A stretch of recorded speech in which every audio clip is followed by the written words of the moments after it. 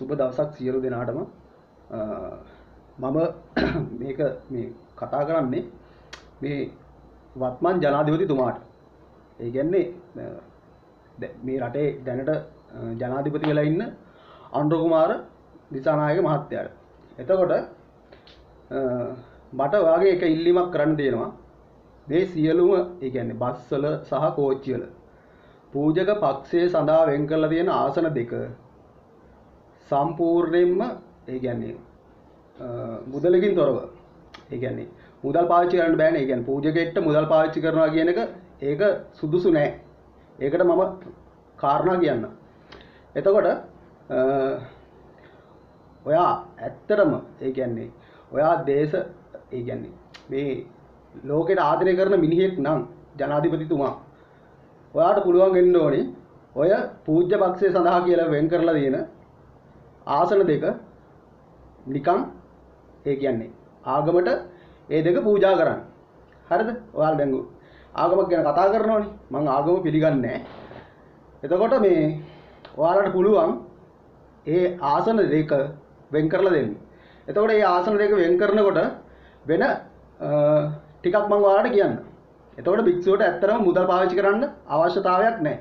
භික්ෂුවට සහ පූජකයන්ට මුදල් පාවිච්චි කිරීමේ අවශ්‍යතාවයක් නැති වෙනවා. මොකද නැත්තම් එහෙම මේ එහාට මෙහාට යන්න සිද්ධ වුණායින් පස්සේ මේ අනිවාර්යයෙන්ම මුදල් පාවිච්චි කරන්න බෑ. ඒක තමයි ප්‍රශ්නේ. එතකොට ඒ ආසන දෙක වෙන් කරොත් එහෙම ඔයාලට මේ ඒ කියන්නේ මේ ලෝකෙට හොදක් වෙන්නේ. මේ ලෝකෙට තමයි හොදක් වෙන්නේ. ඒ කියන්නේ ලෝකෙට කියන්නේ නිකන් හිතන්නකො අපේ රටට හොදක් වෙනවා.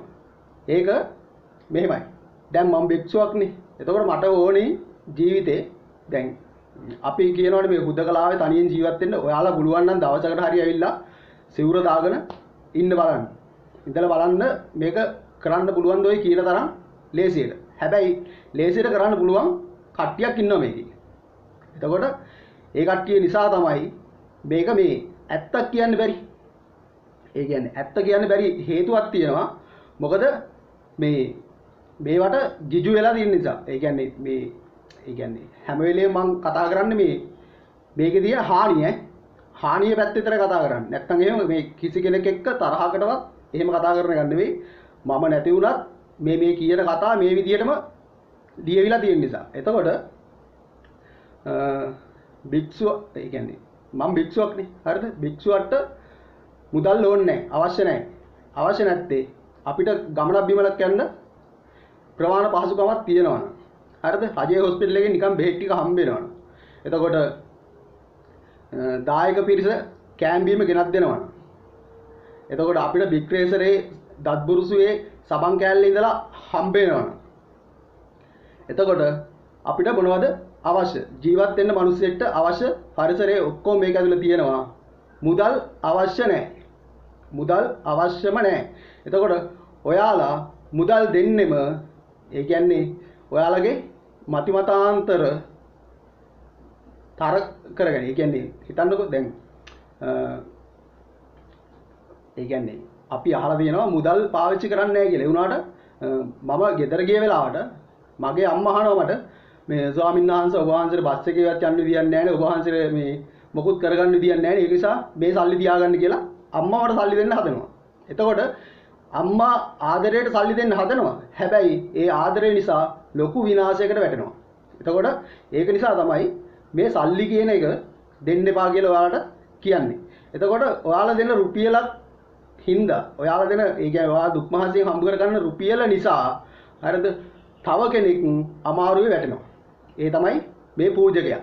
පූජකයා අමාරුවේ වැටෙන්නේ ඔයාලා දෙන රුපියල නිසා. ඒක නිසා ඔයාලා කවදාවත් ඒ කියන්නේ ඔයාලට පුළුවන් උපරිමෙන් කරන්න ඔයාලා. ඒ කියන්නේ පුළුවන් උපරිමෙන් කරන්න. ඔයාලට චෛත්‍ය හදන්න ඕන නම් ඔයාලා හදන්න. ඔයාලට පන්සල් හදන්න ඕන නම් හදන්න. හැබැයි ඔයාලට ඕනි දේවල් ඔයාලා කරගන්න.